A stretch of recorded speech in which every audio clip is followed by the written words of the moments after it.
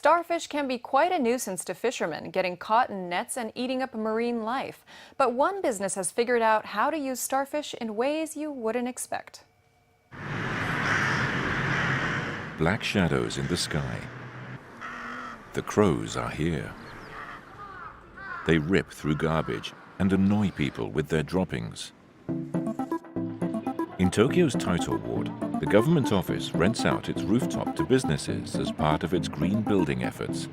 But the crows have been causing trouble.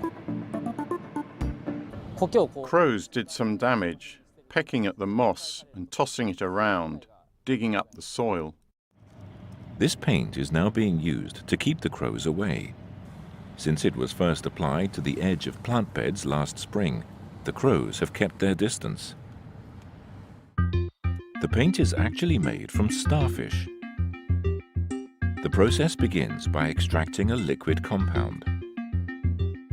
It glows under ultraviolet light in a way that crows can see, but humans cannot. That keeps the crows away without any impact on the landscape. The paint was developed by a waste disposal company in the northern prefecture of Hokkaido. The project began about 10 years ago. The local government of a coastal area asked for advice after having trouble disposing of starfish. The company did an experiment, mixing starfish with rice bran to turn it into fertilizer.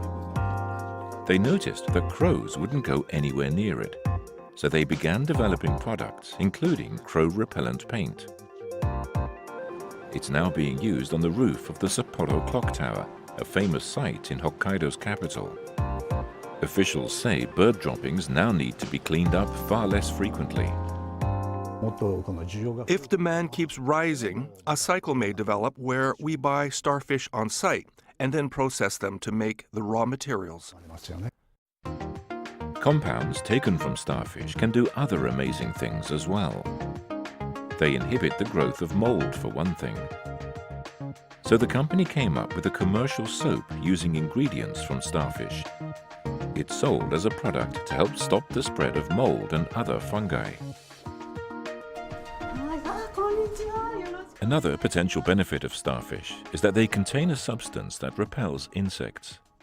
Oshita Atsuko is the president of a non-profit organization that supports children's health in Sri Lanka.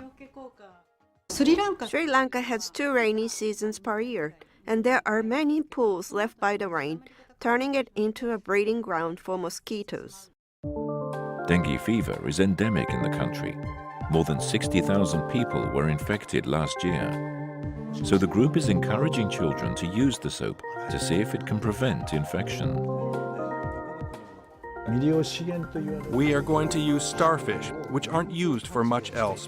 Dengue fever is a serious problem for society over there, but we have the ability to do something about it. For me personally, it was heartbreaking to see mounds of starfish being discarded. I'm from Hawaii, so I think they're just beautiful creatures. But with that being said, I had no idea that starfish had all of these qualities. So what do you make of this business? Yeah, I think it's important to consider the broader context of maintaining biodiversity. It's true that certain species can cause harm when they're invasive or grow too quickly. And actually, one of the key species that damages scallop farms is an invasive species globally.